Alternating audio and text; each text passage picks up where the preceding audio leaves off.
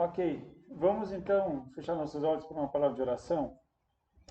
Pai, muito obrigado por este tempo tão precioso que o Senhor tem nos dado e que podemos estudar a Tua palavra.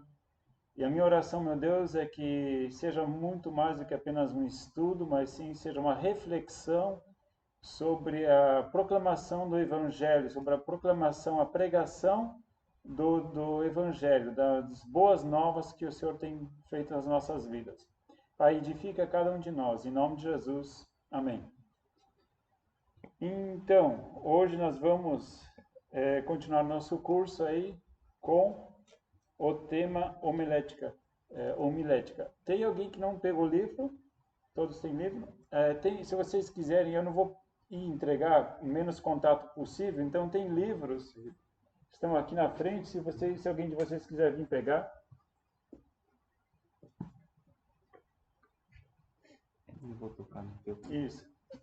A gente tenta o máximo possível, né, seguir o protocolo, né? Então, muitos vão falar, poxa, mas homilética, eu nem estou pensando em pregar, nem quero ser um grande pregador, por que eu vou ter que estudar homilética, né? Na verdade, é o seguinte, são técnicas, nem sempre que homilética a gente vai estudar como é que se estuda e se proclama o Evangelho, é claro, dentro da metodologia de pregação, mas é bom a gente aprender como é que se faz um bom estudo, faz um bom esboço de uma palavra. Se você for convidado para palestrar, enfim, né, preparar qualquer estudo, você vai ter como se orientar de que forma você pode preparar um bom estudo, né? Não quer dizer que a pessoa que faz a matéria de homilética que ele vai ter que ser um grande pregador. Inclusive, no nosso curso, não é pré-requisito que você faça uma pregação, né? Já a gente está estudando fazer o avançado, e aí sim um dos pré-requisitos é que a pessoa pregue, né? Mas aqui, por enquanto, a gente pega a teoria, né? Então, para alívio de alguns e tristeza de outros, né? Que gostariam tanto de pregar, né, Arthur? Aí, ó, era a oportunidade, né? Mas a gente, nesse momento, a gente vai estudar o que? A técnica, né? E que vai ajudar a gente também a estudar, a fazer estudos bíblicos. Deixa eu só colocar meu cronômetro aqui para eu não extrapolar no tempo. A gente ter aí a coerência.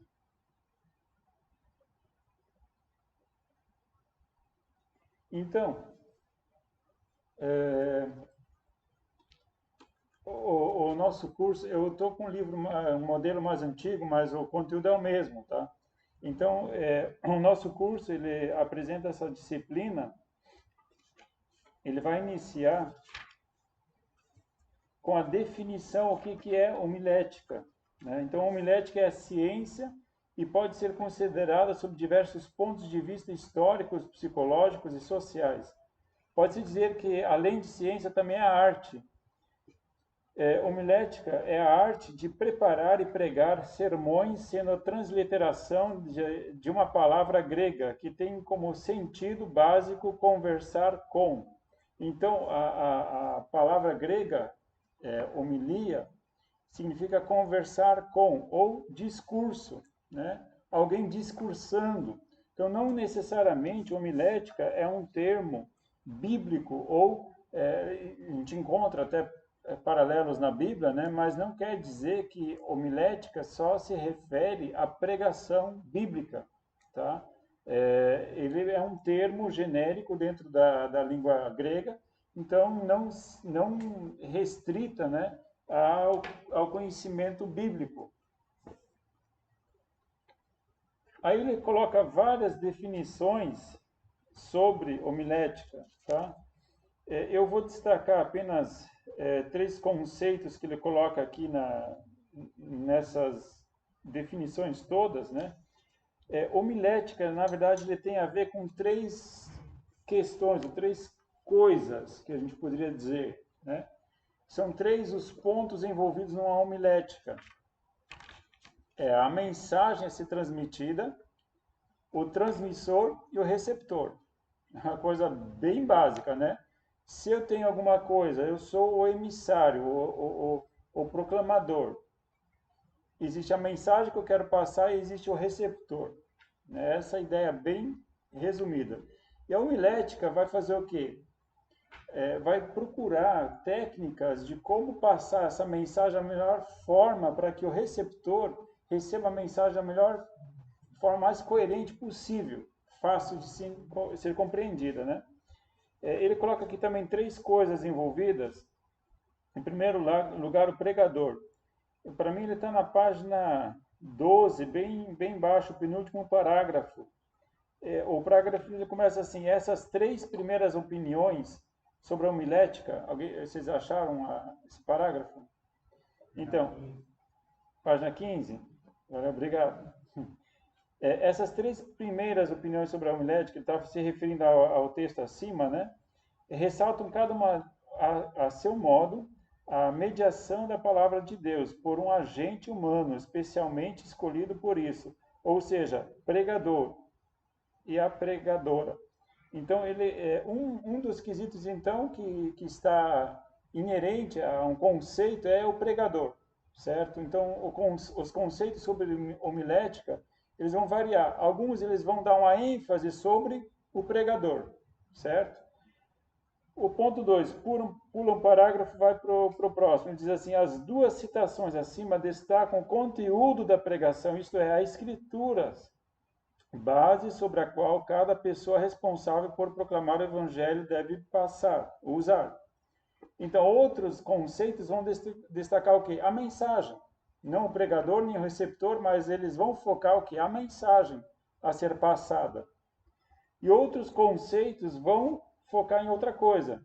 Diz lá no ponto 3, o próximo parágrafo: já as 2 próximas referências englobam a natureza da pregação, sua tarefa, seus objetivos e, sobretudo, seu motivador, o Espírito Santo. Então, aí vocês têm 3 pontos, né, que ele destaca nesses conceitos. Não vou entrar em detalhes, porque são conceituações. E conceito, cada autor, cada pregador, às vezes, tem o seu conceito, né? Eu só achei interessante a definição que ele coloca aqui embaixo. Eu acho que é mais ou menos isso aonde a gente gostaria de chegar. Se pula 1, 2, 3 parágrafos, vai para o 3º parágrafo, no final dele ele diz assim: a homilética tem como fim nos auxiliar na confecção de sermões para uma pregação mais eficiente, que beneficia ambos, pregador e audiência. Assim, a homilética ajuda a construir sermões com ordem, com exposição clara de ideias e com um sentido lógico e certo. Eu vou sair um pouquinho aqui dos conceitos do livro e falar um pouquinho da experiência própria, né? A homilética, na verdade, ela nos facilita a tentar arrumar a mensagem de tal forma que ela seja mais compreensível possível. Vou usar um exemplo. Eu ainda seminarista, né, muito dedicado, afinco aos estudos, fui convidado a trazer uma palavra, né? Tinha uma colega minha, ela trabalhava de evangelismo num local bem pobre, né? Tinham bastante casas, um assentamento lá em Curitiba, uma região pobre de Curitiba, e fui convidado para trazer uma palavra num pequeno grupo. Muito bem, eu, como um bom seminarista, preparei a homilia, né, a pregação, e fiz uma boa preparação. E quanto mais você se prepara, né, não quer dizer que eu vim bem municiado, né?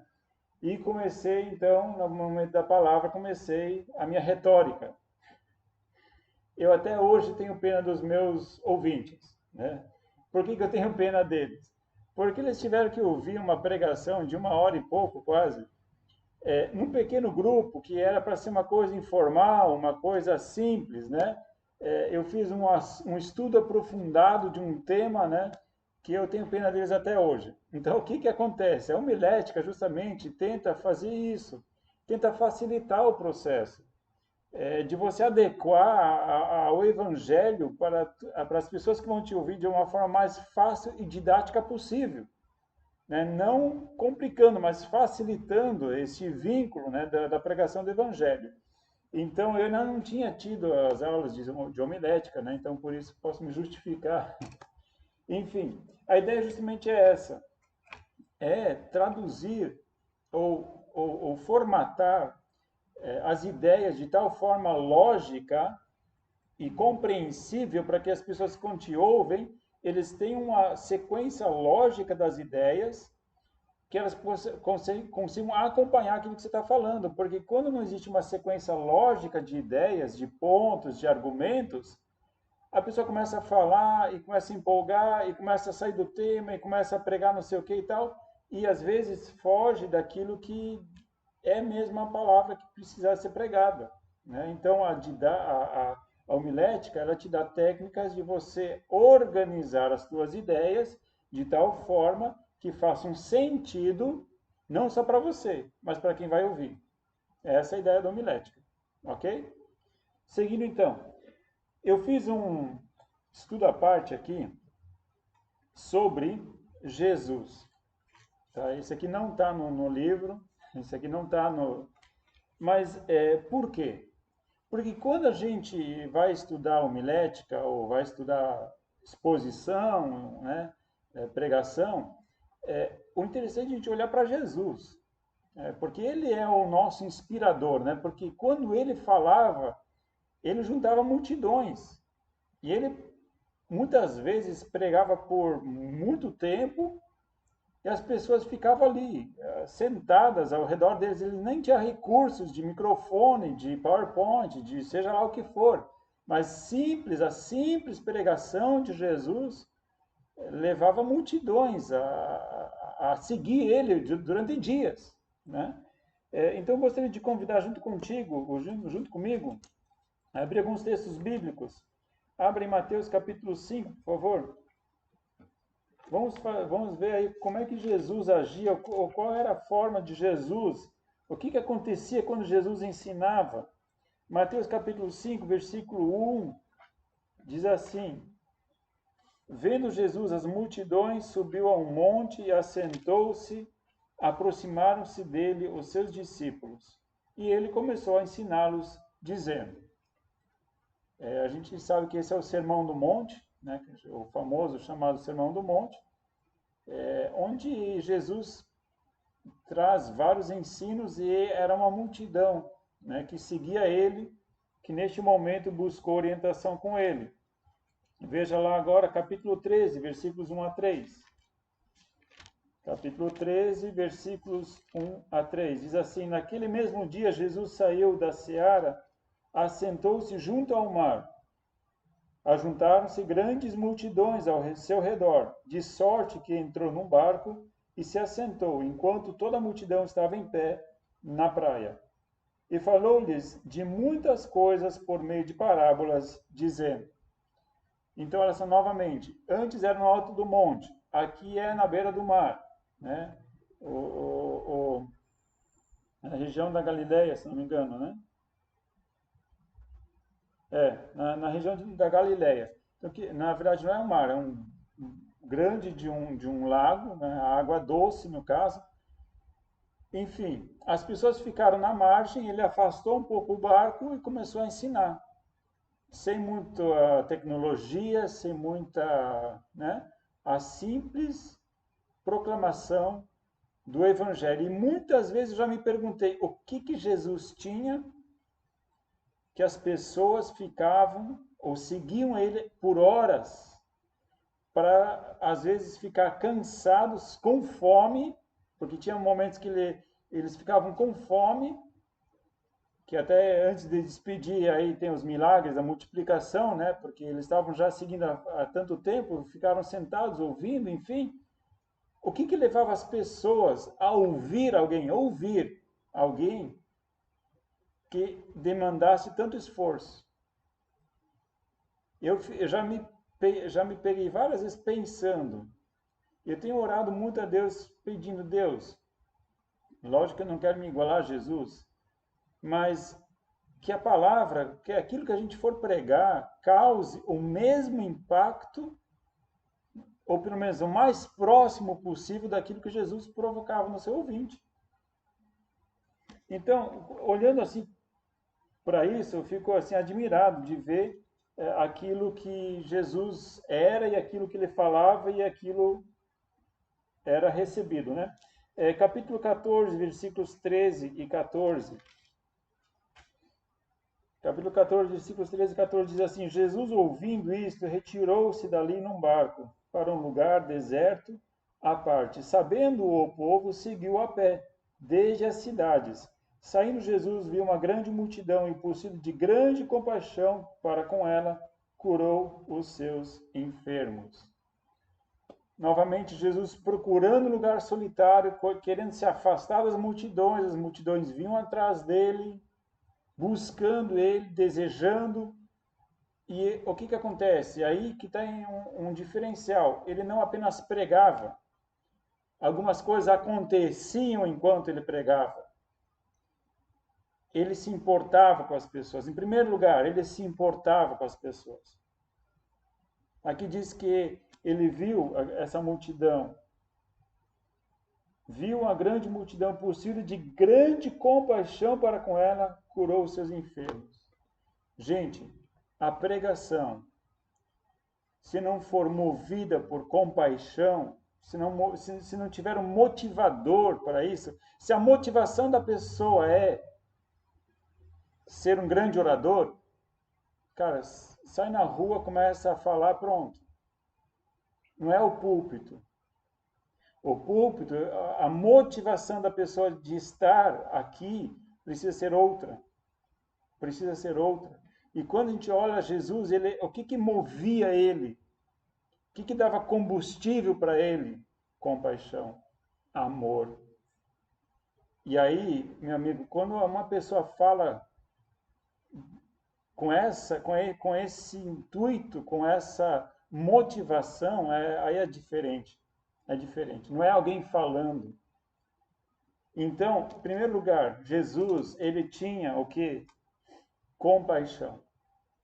Tá? A pregação única e vazia, somente técnica, pode talvez até impressionar os ouvintes, mas não vai provocar o efeito, o resultado daquilo que Jesus fazia.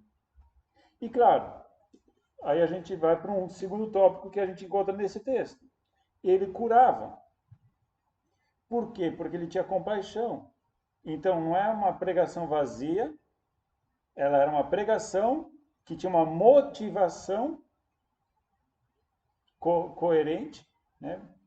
E também uma ação, um poder era manifesto. Então não era uma pregação apenas teórica, vazia, chata, mas sim com unção. Deus agia, quebrava, demônios eram expulsos, pessoas eram curadas, paralíticos andavam, né? Aquela coisa incrível. Então, era mais do que apenas ouvir alguém falando, né? Um pouquinho mais adiante, capítulo 15, versículo 29 a 31. Capítulo 15, versículo 29 a 31. Diz assim: Jesus partiu dali e foi para junto do mar da Galileia. Então subiu a um monte e assentou-se.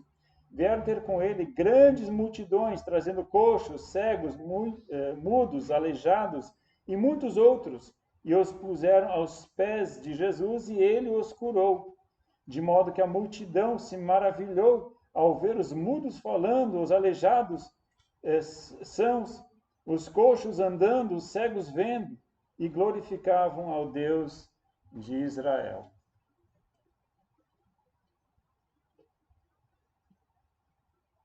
Aonde está isso? Aonde está isso? Ah, isso era no tempo de Jesus. Ah, isso era naquela época porque as pessoas precisavam de uma coisa. Que naquela época a medicina não estava tão evoluída. Gente, eu ainda creio que nosso Deus é o mesmo Deus. Eu ainda creio, mas eu vejo os púlpitos hoje destituídos, em primeiro lugar, de compaixão. Grandes oradores querendo ser grandes, não fazendo grandes coisas. Aqui a gente vê um grande pregador, movido de compaixão, fazendo grandes coisas, porque ele tinha motivação certa. Agora eu fico me questionando, a motivação nossa hoje é essa? Então eu olho e vejo assim em Jesus, grandes coisas aconteciam. Claro, era Jesus. Mas era Jesus. E ele mesmo falou para os seus discípulos, né, convém que façamos a vontade do meu Pai. Façamos. E as mesmas coisas que eu faço, vocês vão fazer, e ainda maiores. E se eu não consigo nem fazer o que Jesus fazia, então quanto mais maiores, né?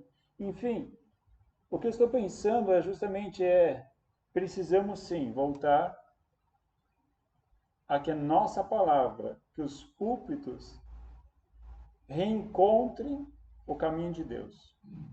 A motivação de Deus, a compaixão pelas almas. Não o estar certo. Estou pregando porque eu estou certo. Não. Você tem que pregar porque tem gente indo para o inferno. Em primeiro lugar, eu acho que a primeira oração, antes de você orar a Deus, dizendo, Deus, eu quero ser um pregador, eu deveria orar, Senhor, me dê compaixão para com as almas. Me dê amor para com as almas. Deve ser a primeira oração. Porque você se tornará um bom pregador. Não é essa a preocupação. Não se preocupe com isso. Se preocupe, sim, em ter a motivação correta. Ok, indo um pouquinho mais adiante. Capítulo 22, versículo 33. A gente está vindo tudo no livro de Mateus, a gente vê quanto que Jesus pregou, né? Capítulo 22, versículo 33.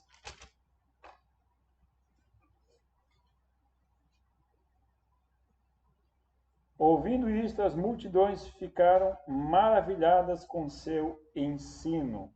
Gente, quando Jesus pregava, falando agora não das obras, estou falando do ensino. Do ensino. Vamos deixar um pouquinho de lado das obras, dos milagres. É lógico que eles vão ficar impressionados, né? Vendo os coxos andando, os surdos ouvindo, os cegos enxergando. É lógico que iam ficar impressionados. Só que vamos deixar de lado agora, vamos pegar a questão do ensino, porque a gente está aqui justamente isso, buscando o quê?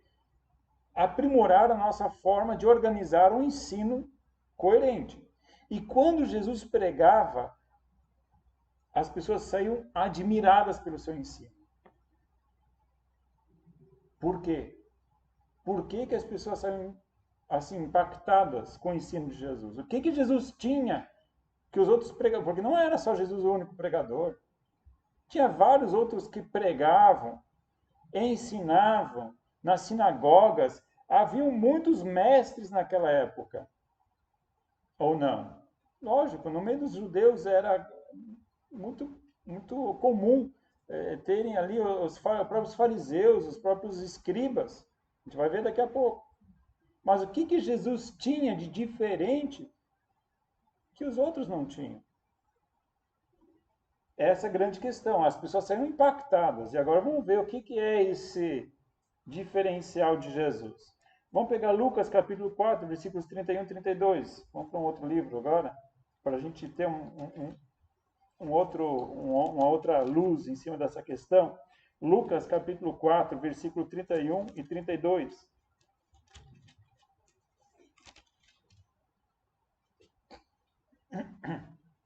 Vejam isso. E desceu a Cafarnaum, cidade da Galileia, e os ensinava no sábado.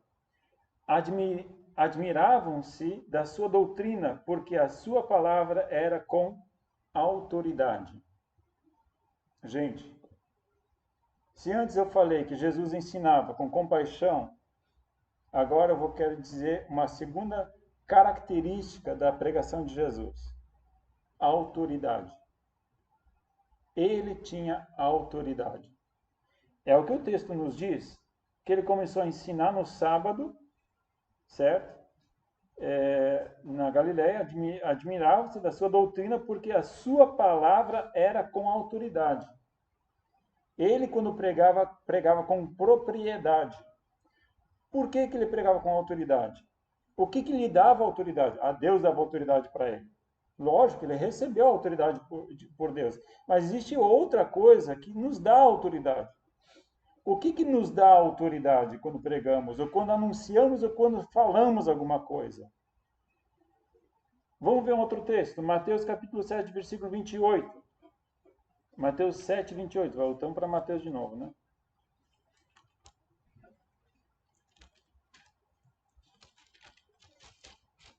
Mateus 7, 28 diz o seguinte: concluindo Jesus de proferir essas palavras, as multidões se admiravam da sua doutrina, porque ele as ensinava como quem tem autoridade e não como os escribas.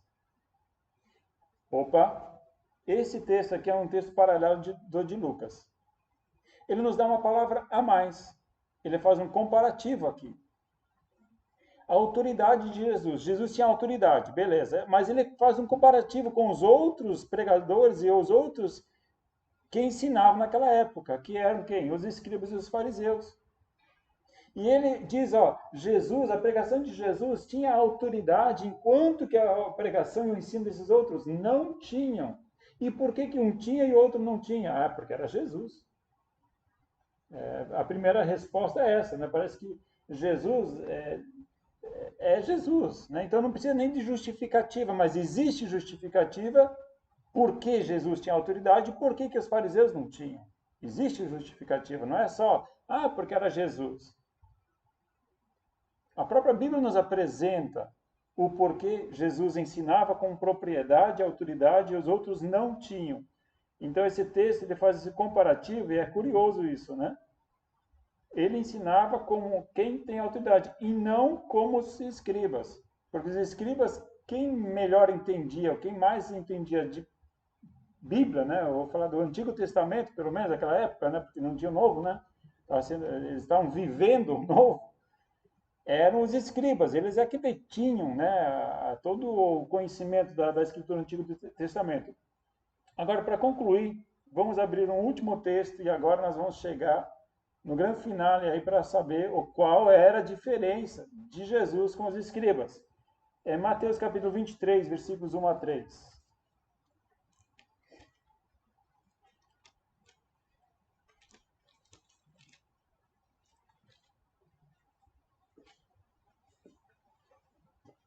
No livro de Mateus, aqui nos capítulos, não sei onde é que começa, acho que no capítulo 21, a partir do capítulo 21, ele vai ter bastante conflito. Anteriormente, já vai ter conflito com os fariseus e escribas, mas principalmente no capítulo 22, eles começam a perseguir Jesus de uma forma muito intensa. Os fariseus vão lá, vão questionar ele, vão perguntar, vão jogar perguntas capciosas, vão provocar Jesus para ver, para tirar dele alguma prova. Viu? A gente falou, ele é herege, ele não é filho de Deus. Então o que acontece? Eles ficam provocando Jesus. E vão provocando. E chega num ponto que parece que Jesus, a última vez, porque ele sempre vem questionar Jesus. Chegou no final, se vocês forem verificar, Jesus faz a pergunta. Sempre eles vinham fazer pergunta. E lá no capítulo 22, versículo 41, Jesus faz uma pergunta. Eu acho que ele ficou tão cheio de ficar sendo questionado, deixa eu fazer uma pergunta para esses caras também, né? E aí ele faz uma pergunta. E depois dessa pergunta, não incomodaram mais Jesus. Essa foi fechou com chave de ouro. Diz lá no versículo 46, e ninguém lhe podia responder palavra. A partir daquele dia, ninguém mais ousou interrogá-lo. Desistir. Não adianta. E aí Jesus começa a falar sobre esses escribas e os fariseus. Ele começa a falar sobre essas pessoas que vinham questionar ele o tempo inteiro. Diz assim: então falou Jesus às multidões e aos discípulos. Novamente, Jesus falando às multidões. Os escribas e fariseus estão assentados na cadeira de Moisés. Portanto, observai e fazei tudo o que vos disserem, mas não procedais de conformidade com as suas obras, pois dizem e não fazem. Está aí o grande segredo de Jesus. O que dava autoridade para Jesus? O que ele falava, ele fazia. Ele praticava. Não era teoria. E é isso que eu gostaria de destacar. Gente, pregação homilética não é somente técnica. Não é só como fazer grandes sermões, como ser um grande pregador. É viver o que se prega. É viver o Evangelho. Gente, a coisa mais fácil é você montar uma pregação. A coisa mais difícil é você viver aquilo que você pregou. Que é um conceito fácil de homilética, é esse. Montar um sermão é fácil. Difícil é você viver esse sermão que você montou. Então, amados, o que Jesus tinha que os outros não tinham? Jesus até falou dos escribas e dos fariseus, tudo que eles ensinam, façam. É interessante, Jesus não questiona o ensino deles. Jesus não diz, ei, vocês estão vendo os escribas e os fariseus, olha, não vá na onda deles, tá? O que eles ensinam é errado. Não, o que eles estão ensinando está certo. Pode praticar. Vocês percebem, né? Até parece meio irônico, né?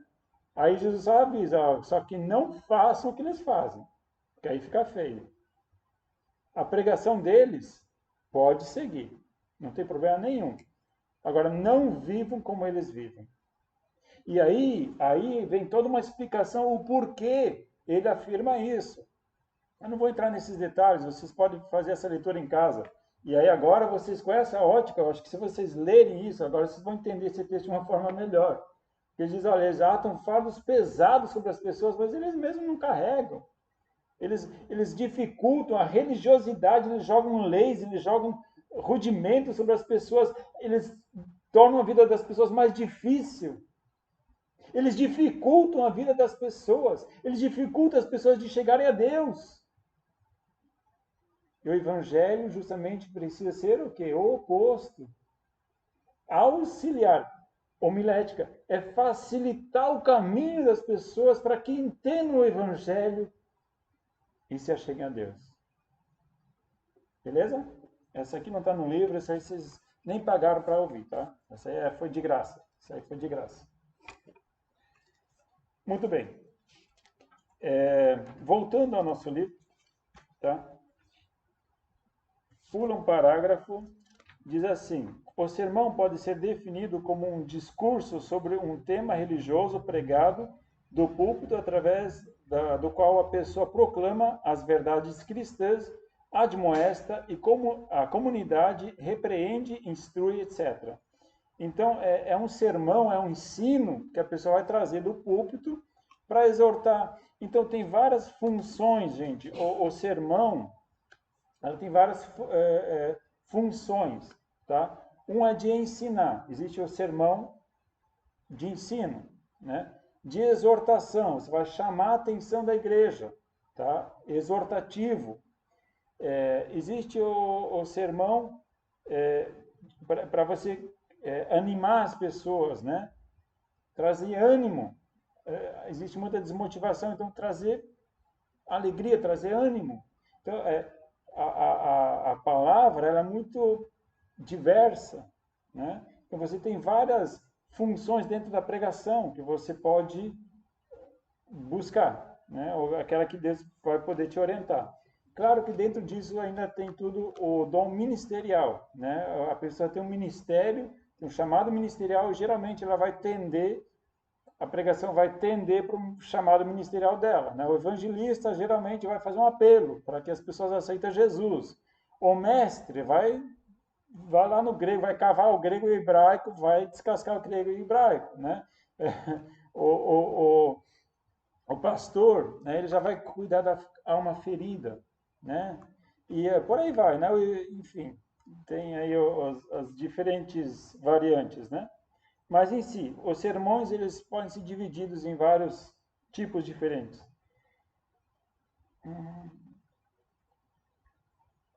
Outra coisa importante, eu coloquei aqui uma nota no rodapé, né? No sermão, você não é obrigado a convencer ninguém, tá? Para começar. Você não precisa convencer as pessoas. Esse papel do Espírito Santo, tá?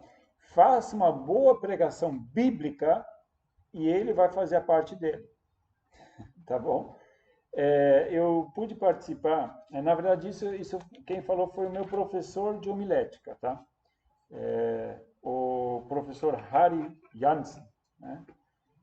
Ele falou o seguinte, de que ele participou de uma cruzada evangelística, né? O pessoal de mais idade sabe o que é a cruzada evangelística, né?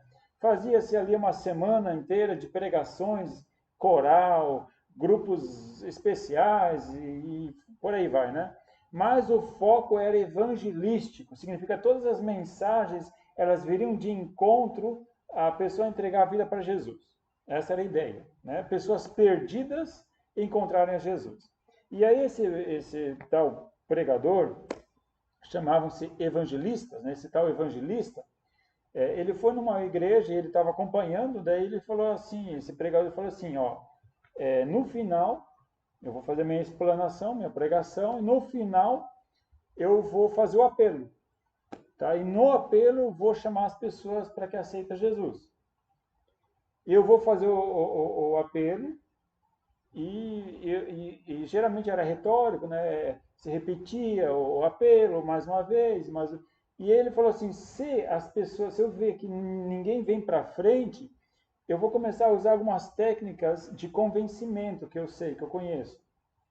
Daí o meu professor já, técnicas de convencimento? Oh, tem que ter alguma técnica para chamar a pessoa? Tem que né? Parece que você tem que dar uma mãozinha para Deus, né? Porque parece que Deus não consegue fazer tudo sozinho. Então, se ninguém vier para frente, fica mal para mim, né?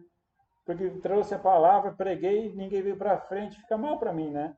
Então, eu vou ter que usar algumas técnicas para ajudar Deus para dar uma mãozinha, né?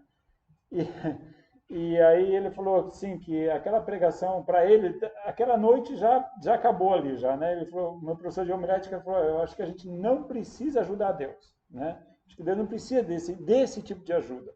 Claro que nós podemos cooperar com Deus e a gente devemos cooperar com Deus, né? Mas o trabalho dele é ele quem faz. Ele disse que chegou no final da ministração, ele começou a gente usava um termo que era esquentar o inferno, né? Porque você pode sair nesta noite e você pode morrer essa noite e aí bota pressão no povo, né? Bota pressão no povo. E vai ser um local de muito sofrimento e não sei o que, você pode não sei o que, e se você não for aquela pressão para chamar as pessoas para frente, né? Então, claro, precisamos alertar a realidade do inferno, sim. A pregação precisa ser enfática, sim. Agora, você começar no final a manipular as pessoas para que o teu ego não seja abalado, cara, então desce do púlpito porque você não subiu lá com o propósito certo. Aquilo que eu falei antes. Qual é a motivação? Tá? Se a motivação não é fazer a vontade de Deus, é obedecer o chamado de Deus, então desce. Então não vai, não faz. Enfim, então nós não precisamos convencer as pessoas, mas nós precisamos comunicar de uma forma o mais claro possível para que a mensagem não sofra prejuízo, né? Para que a mensagem não seja prejudicada. Porque eu posso prejudicar a mensagem. Se eu trouxer um sermão confuso, se eu não organizar direito as ideias, se eu não organizar direito a coerência dos textos, ou enfim, se eu não preparo isso, eu posso fazer o povo sofrer. Eles vão sair mais confusos do que eles entraram, ou eu posso ensinar coisas diferentes do que a Bíblia diz. Então, é importante a homilética? Lógico que é, mas sempre qual é o propósito disso tudo, né? Na sequência, tem uma figurinha interessante lá, né? Ele diz lá, as pessoas, o que elas pensam durante a pregação, né? Um olhando para a lâmpada, outro pensando na novela depois, né? O meu professor de homilética, ele dizia, né, que tinha sermão tipo espada, né? Sabe, você conhece o sermão tipo espada? Ele é comprido e chato, né? Comprido e chato. Enfim, espero que a nossa aula não esteja sendo uma aula tipo espada. Mas, enfim, tipo espada já pensa, né? Que é eficiente, não, não, é chato mesmo. Continuando então. O parágrafo acima da figura diz assim: de outra maneira, podemos dizer que a eficácia da palavra depende do pregador persuadindo, do ouvinte entendendo e de Deus iluminando com sua graça. É o pregador quem falha quando o ouvinte não entende. Assim, muitas pessoas correm riscos de confundir o rebanho mais que esclarecê-lo e orientá-lo quando pregam sem fé, sem estudo, sem profundidade. Então, é aquilo que eu acabei de falar, só estamos chovendo molhado, né? Outro item de fundamental importância que precisamos salientar é a vida prática da pessoa que está dirigindo a mensagem, né? Podemos dizer com certeza que a maior falha de um pregador está em pregar uma coisa e praticar outra. Bom, esse aqui a gente acabou de falar já, de novo, né? Não preciso ser redundante aqui, né? Tipologia de sermões. Né? Que tipo de sermões existem? Aqui ele vai colocar 3 tipos, tá bom, de sermão. Qualquer que seja o seu método, o homem prudente começará com alguma necessidade humana e tentará ir ao encontro dela com a verdade divina. Então, o que acontece? Muitas vezes você vai sair diante de uma necessidade. Em cima dessa necessidade, você vai criar uma resposta àquela necessidade. Tá? Por exemplo, as pessoas vinham para Jesus por quê? Estava tudo bem com elas, né? Tipo, a vida estava show de bola, estava tudo certo, por isso que as pessoas vinham falar com Jesus. Qual que geralmente era a motivação das pessoas buscarem Jesus? Enfermidade, muito bem. O que mais? Sofrimento, dor, dúvida. Né? Nicodemos era um homem instruído, mas ele tinha dúvidas. Foi falar com Jesus. O rico, o jovem rico, estava tudo bem, né? Estava tudo certo. Ele tinha. Não, estava bem. Estava bem. Por que ele foi procurar Jesus? Tinha uma coisa que estava incomodando ele. Então, é justamente essa questão, né? Existem questões não resolvidas. E essas questões resolvidas, o sermão, muitas vezes, ele busca trazer alguma orientação para essas questões não resolvidas. Seja da alma, seja do corpo físico, né? Ou necessidades, né? Enfim. A classificação de sermões em tipos pode variar de acordo com a sua estrutura, pode variar conforme os objetivos a serem alcançados e pode variar conforme a percepção ou opinião de cada autor. A forma clássica de classificar os sermões segue, em geral, o critério do uso que se faz da escritura, ou seja, do modo como a pessoa que vai pregar lida com o texto bíblico. Assim, essa classificação tem os seguintes 3 tipos de sermões. Então, os sermões eles são classificados de acordo com como você vai usar a Bíblia. A partir disso é que ele faz essas 3 classificações. Então, sermão tópico ou temático. Eu vou explicar ele rapidamente para vocês entenderem. O sermão tópico ou temático. O que acontece? Você tem um assunto. Você viu uma necessidade, você viu alguma dúvida, alguma questão, você vai responder ela. E aí, você vai olhar para a Bíblia e você vai buscar na Bíblia respostas àquela questão. Então, aí você acha um texto sobre esse tema, vamos usar aqui, relacionamento conjugal, né? Você vai lá, eu sei de um tema, vou começar por Adão e Eva no Jardim do Éden, né? Beleza, vai lá, catou Adão e Eva. Ah, tem um texto legal também em Efésios. Vai lá em Efésios, capítulo 5, pega. Ah, Jesus fala sobre isso. Mateus capítulo 19. Vai, Mateus capítulo 19. Aí você vai juntando os textos de acordo com o tema que você vai trabalhar. Certo? Não tem nada errado com isso. Tá? Só que você precisa tomar muito cuidado. Por quê? Você está tirando, fazendo uma colcha de retalhos, né? Só que no final isso tudo tem que ter lógica. Isso tudo tem que ter coerência. Isso tudo tem que fazer sentido. E não somente isso. Isso tudo tem que ser bíblico. Né? Porque você pode tirar um texto daqui. Eu achei uma definição muito interessante hoje. Eu vi uma mensagem do Ed Renekiewicz. E ele, antes de começar o sermão dele, ele falou uma frase bem interessante. Eu vou ler, eu anotei a frase, achei interessante, vou ler ela para vocês. Assim como uma casa é um amontoado de tijolos, mas nem todo amontoado de tijolos é uma casa, assim também uma pregação é um amontoado de textos bíblicos, mas nem todo amontoado de textos bíblicos é uma pregação. O que ele quis dizer com isso? Não é só juntar um monte de texto bíblico que você vai pregar a vontade de Deus. Ah, mas está na Bíblia, né? O cara pegou o texto bíblico, está na Bíblia e manda ver, né? Não é porque está na Bíblia que você está usando isso, que você está usando isso no sentido certo. Você pode usar um texto bíblico fora do sentido, certo?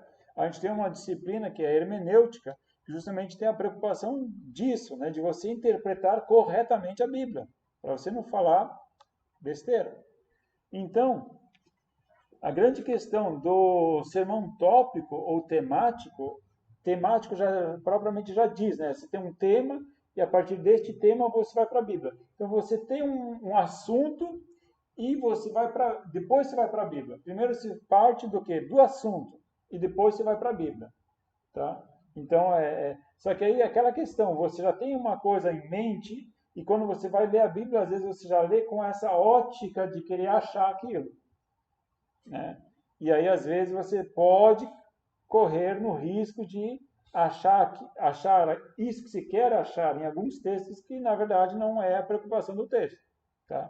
Então, mas isso vamos deixar para a hermenêutica, que isso é um outro tema, é um outro assunto, uma outra disciplina. Muito bem. Então, ele relata aqui um pouquinho sobre isso. Eu falei um pouquinho dos perigos aí para vocês, né? Que vocês podem, de repente, de fazer um sermão temático, você acabar tirando o texto do contexto e acabar forçando ele a falar uma coisa que ele originalmente não queria falar. Então, essa forma de pregação, o pastor Darcy usa muito essa forma de pregação temática. Né? Ele puxa texto aqui, puxa texto ali, puxa texto e tal. Para pessoas que estão habituadas a pregar ou fazer estudos bíblicos, está tudo certo. Mas você tem que ter um bom conhecimento bíblico já e uma boa articulação, né? Para você não fugir do foco, né? Senão você acaba fugindo daquilo que realmente precisa ser dito. Depois, sermão textual. Não. É o temático. É o textual. Sermão textual. Eu vou explicar rapidamente o que é um sermão textual. O sermão textual, como já diz o próprio nome, né? Ele vem do texto. Então você vai tirar os pontos, os tópicos do texto.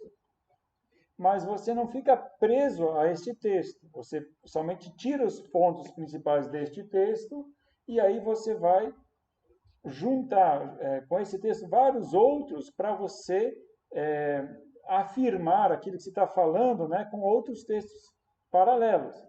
Eu vou usar um exemplo só para a gente entender. João, capítulo 14, versículo 6.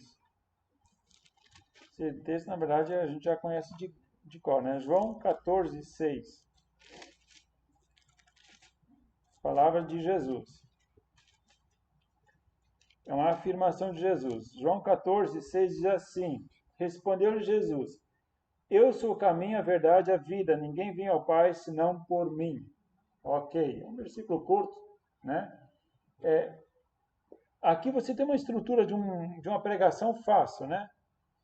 Jesus afirma, eu sou o caminho, a verdade e a vida. Tópico 1, eu sou o caminho. Então, o que é o caminho? Nananana. E aí você vai para vários outros textos falando sobre caminho, o que é o caminho, por que Jesus é o caminho e tudo mais. Aí você vai lá para eu sou a verdade. E por que Jesus é verdade? Aí você corre para um lado, corre para outro e vai falando sobre a verdade. E no final você vai falar, eu sou a vida. E por que Jesus é a vida? E aí você vai costurando. Então você sai de um texto, você não vem com uma ideia sua, externa, somente, mas você já tem a tua estruturação do teu sermão em cima de um texto, mas você não fica preso a esse texto. Você busca vários referenciais em outros textos e outros contextos que você vai usar para reafirmar essa ideia principal deste texto. Eu só usei um versículo aqui, mas pode ser um texto, mas geralmente um texto curto, não é um texto muito longo, tá? Para essa estrutura do sermão textual. E aí, na terceira opção, nós temos o sermão expositivo. Muito bem. O que é esse tal sermão expositivo? Somente, de novo, o sermão textual, ele tem alguns perigos também, que são similares, né, aos perigos do primeiro, né, de você acabar puxando para dentro do teu sermão algum texto, algum versículo que você quer usar ele, mas às vezes ele não encaixa dentro daquela ideia que você achou que deveria encaixar, né? Mas o sermão textual, ele é um sermão que já busca uma certa sequência, então você vai ter que seguir a sequência do texto que você escolheu. Você não pode simplesmente fugir daquilo que o próprio texto te orienta, né? Então você já fica mais preso, porque você vai expondo os pontos e os tópicos dentro daquele texto que você escolheu. Agora, o sermão expositivo. O sermão expositivo, ele foca o texto, e somente o texto. Tá? Ele vai escolher uma história, ele vai escolher um texto um pouquinho mais longo, e este texto ele vai expondo de uma forma mais aprofundada. Então ele não vai puxar tanto outros textos paralelos, mas ele vai focar naquele texto que ele escolheu para o sermão. Então, a pregação expositiva, ela tem uma tendência do quê? Dificilmente você vai poder fugir muito você não tem aquele perigo de falar o que o texto não quer, porque você vai estar preso a esse texto. Você vai falar o quê? Do contexto. O que veio antes desse texto? O que aconteceu antes dessa atividade? O que aconteceu depois? Então você vai se preocupar tanto com aquela repartição desse texto, que você vai ser obrigado a se aprofundar naquele texto. Então é difícil você tirar ele fora do contexto e falar uma outra coisa que ele não queira falar, porque ele propriamente já pede que você exponha ele. E na hora de você expor ele, você vai ter que ter estudado bem esse texto. Então, essa é outra forma de sermão, é o sermão expositivo. Quando você escolhe um texto mais longo um pouco, e você vai expor ele, tópico por tópico, né, frase por frase.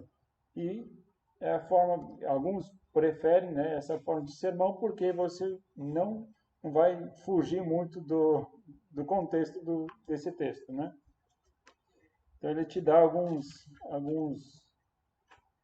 facilidades. Essas são todas as formas de pregação? Não. Aqui são alinhadas essas três. Eu poderia citar uma terceira, uma quarta para vocês. O sermão biográfico, que é o quê? A biografia de um personagem da Bíblia. Por exemplo, a vida de Pedro. Vai falar de Pedro como discípulo? Não. Vai falar de Pedro como pescador, Pedro como discípulo e Pedro como apóstolo. A transformação da vida de Pedro. É um personagem bíblico que você vai buscar diferentes fases, então você vai ter que procurar diferentes livros. Você vai ver primeiro os evangelhos, você vai ver em Atos, e de repente você vai pegar a carta de Pedro. Né? Você vai pegar ali nuances diferentes. Né? Então, é uma outra forma de construir um sermão de uma forma lógica, sempre pensando nisso, né? Facilitando. Quero facilitar a compreensão, né? Então vou tentar ligar um ponto no outro de uma forma lógica, de uma forma compreensível, de uma forma que as pessoas tenham facilidade de entender o raciocínio, porque você vai expor um raciocínio, e o raciocínio ele tem que ter o quê? Uma sequência lógica, por causa que a nossa sociedade é uma sociedade que tem um raciocínio lógico, né? E aí é incrível, né? Porque se você é professor e se você vai dar aula, eu vejo assim, né? Eu acredito que os melhores pregadores seriam os professores, né? Porque para você poder mastigar um conteúdo para que as crianças entendam, cara, você pode pregar para qualquer público que você vai ser bem compreendido, né? Porque o professor precisa ter essa habilidade de transformar um conteúdo para um outro ser, né, que tem um intelecto, uma conectividade intelectual muito diferente da sua, e o mundo, o raciocínio das crianças, você tem que ser objetivo, você tem que ser lógico, você tem que ser dinâmico, porque a atenção delas some assim. Então você tem que ser muito hábil nessa transferência de conteúdo, né? Eu ainda falei na pregação de domingo, não sei se alguns ouviram, mas eu falei que Jesus, eu acredito que que Deus era professor, né? Porque pela forma didática que ele sabia passar o conteúdo, né? Porque ele inventava festas, ele inventa datas, ele inventa objetos, né? Ah, vocês vão fazer uma arca, vocês vão fazer um tabernáculo, vocês vão fazer, põe uma pilha de pedras aqui. Para que essa pilha de pedras? Quando vocês verem essa pilha de pedras, vocês vão lembrar disso, daquilo, aquilo outro. Então, Deus era incrível nessa forma didática dele transmitir a mensagem dele para as pessoas que estavam ouvindo ele, né? E Jesus, eu vejo, ele usava muita parábola, né? E realmente também Jesus era muito eficiente na forma dele proclamar as suas ideias. Muito bem, gente. Por hoje seria isso. Ele coloca lá um exemplo de sermão ainda. Não precisamos entrar nesses detalhes. Vocês têm um exemplo aí no livro, tá? E concluímos desta forma.